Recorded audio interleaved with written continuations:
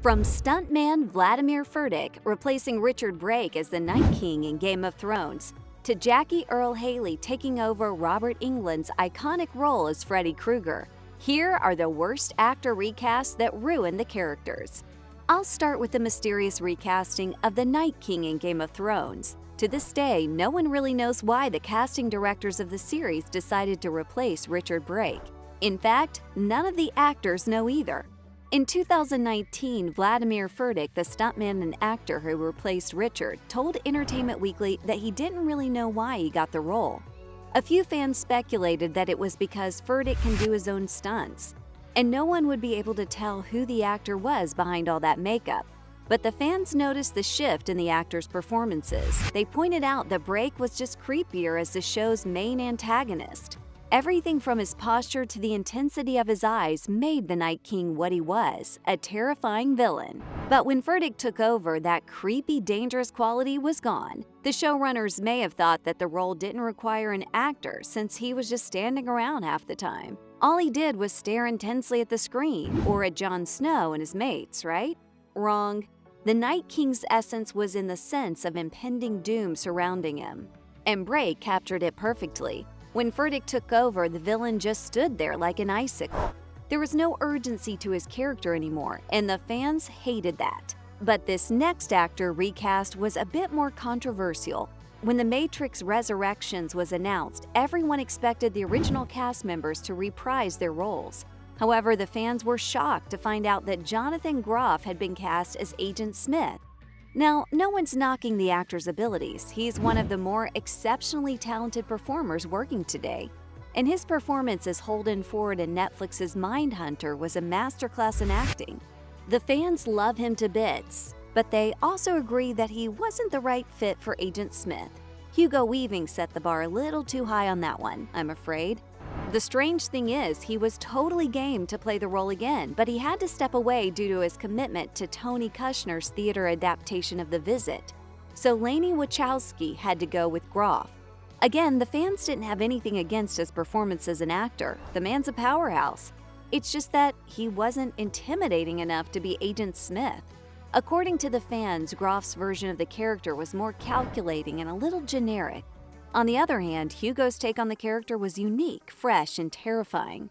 One fan wrote on YouTube that he defined the role, and that no one would be able to capture lightning in a bottle like that again. And then there was another person who commented that no one would be able to say the words Mr. Anderson the way Hugo did. Oh, and the same goes for Lawrence Fishburne in Morpheus. While Yahya Abdul-Mateen played a younger, more lighthearted version of the character, Fishburne gave him a depth and seriousness that can't be replicated. It's part of the many reasons why Resurrections didn't win over longtime fans as well as new ones. Sometimes you just shouldn't touch the original, you know? Another instance of a terrible recast is Emilia Clarke as Sarah Connor. Well, to be fair, Linda Hamilton made the character too iconic for it to be played by anyone else. It's the same thing as Agent Smith, isn't it? Linda and James Cameron created Sarah from scratch and gave her a hero's journey, evolving the character from a vulnerable damsel in distress to a hardened warrior in the span of 2 movies. But unfortunately, Terminator Genisys couldn't replicate their magic. And the fans? Well, it has a 52% audience rating on Rotten Tomatoes and a 6.3 on IMDb. It's clear that they weren't happy with it. And Sarah Connor's characterization was one of the movie's many problems. The thing is, the movie couldn't decide whether she was Terminator 1 Sarah or Terminator 2's. She was somewhere in between, and Emilia did the best she could with the material she was given. But the fans just couldn't see her as Linda's replacement. It's the contrast between their performances that makes all the difference. One fan noted that Emilia's version of Sarah is more warm. She's had a father figure around her for so long that she's lost Linda's unhinged, borderline deranged persona. It felt like a step in the wrong direction, which is probably why the filmmakers decided to retcon the entire movie when they made Dark Fate. Now, the next recast was controversial, not because the role had been recast, but because the recast was completely superficial and problematic. I'm talking about Lavender Brown in Harry Potter and the Half-Blood Prince. The Harry Potter series is no stranger to scandals, but a character recast has rarely stirred up a controversy. except when the filmmakers decided to cast English actress Jessie Cave as Lavender Brown. Now, the problem isn't Jessie Cave, who gave a terrific performance as Ron Weasley's love interest in The Half-Blood Prince. The problem is that the character was originally played by Kathleen Colley and Jennifer Smith, both of whom are black actors, and Jessie isn't. Yeah, you see how that upset the audience, right? Plus, there's no real justification for why it happened. Kathleen originally played Lavender in Chamber of Secrets, before Jennifer took over the role in Prisoner of Azkaban. However, that recast wasn't the problem because of two reasons. One, both actors were black, so there was consistency in how the movies chose to portray the role. And two, Lavender didn't have a speaking line and was mostly in the background.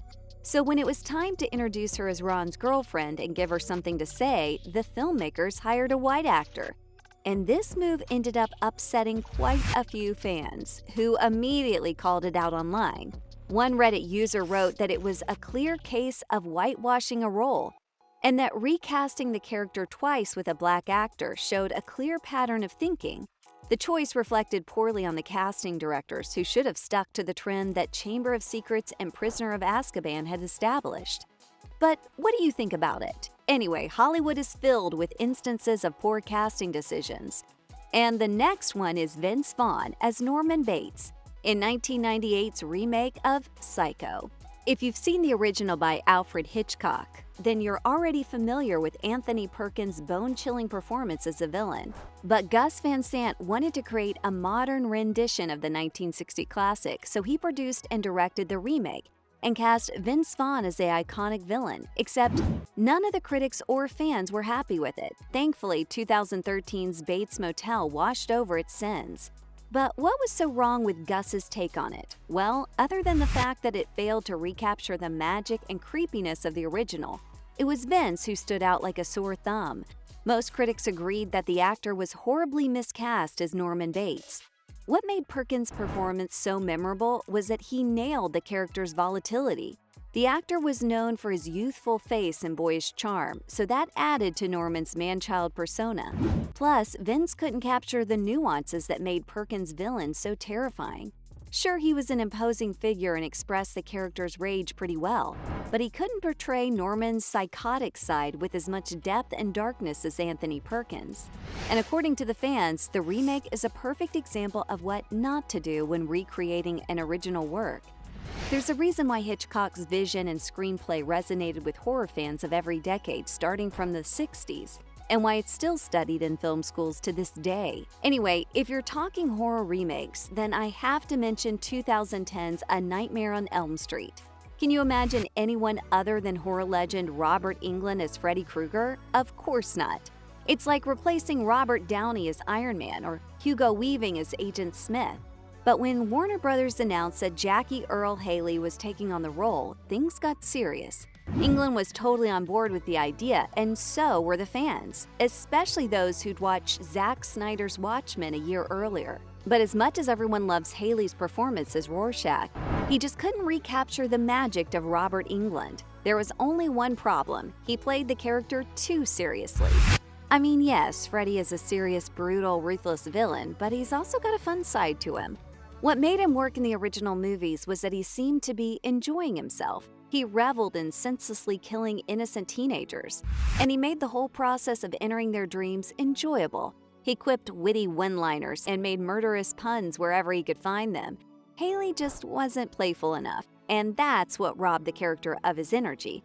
Of course, it's not entirely the actor's fault. The performance needs to be a collaboration between an actor and director.